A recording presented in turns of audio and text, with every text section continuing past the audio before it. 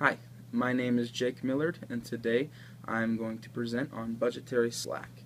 Just a little background on budgets in the world of business is that they've always been around and have been useful. I view them as somewhat of the bone structure behind a business. It's what kind of holds us up. It's the core that says that we're actually viable to stand and be financially stable. A budget can be a benefit to a business in many ways. One way is just an overall preparedness. When it's created with research and looking at years past and years future and what's expected, we can start to understand maybe some of the highs and low points of the coming period and how to best operate during those highs and lows. One of the best tools that budgets can be used for that we're discussing today is to be used as an incentivization tool, to incentivize managers to perform above their average capability and to exceed expectations, or to really give, I guess, more than what is just average. Some challenges that come about with budgeting is they're time consuming and cumbersome, but one challenge in particular that goes along with being an incentivizing tool is the creation of budgetary slack.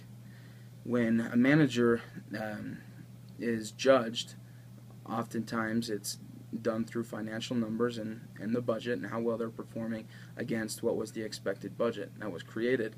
When there's a lot of pressure and on the line with that, sometimes it can be tempting to create what we call budgetary slack.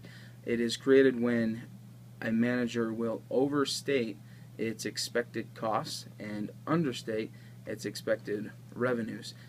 What this does is create something of a cushion where the budget revenue will show to be actually a little bit less than what should typically be expected.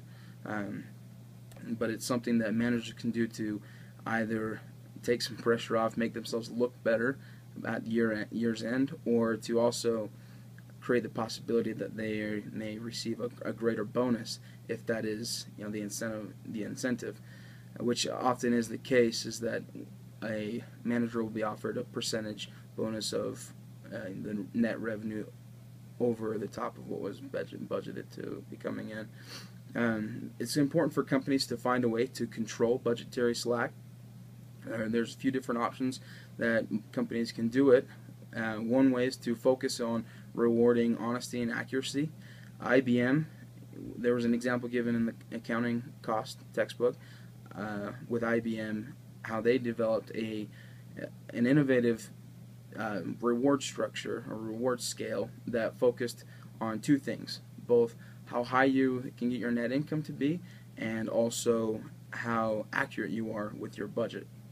This can really downgrade the temptation to create budgetary slack when you're being rewarded for your accuracy as well.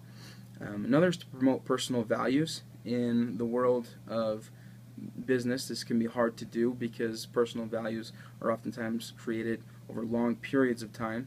However, what can be done is to establish a long-standing culture within your business, and when any new employee comes in, that's the way of life. That's what has been established, is to be moral and to have good ethical standards.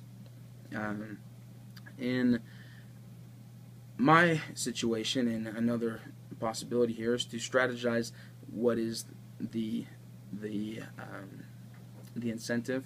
Like IBM, I had a situation in my own experience where the company that I worked for did not give an incentive based on the bonus or the budgeted amount, but rather on an increase of actual numbers from the prior year. Again, this means that when I created my budget, I did not have an incentive to create budgetary slack. I wanted to be as honest and as accurate as I could.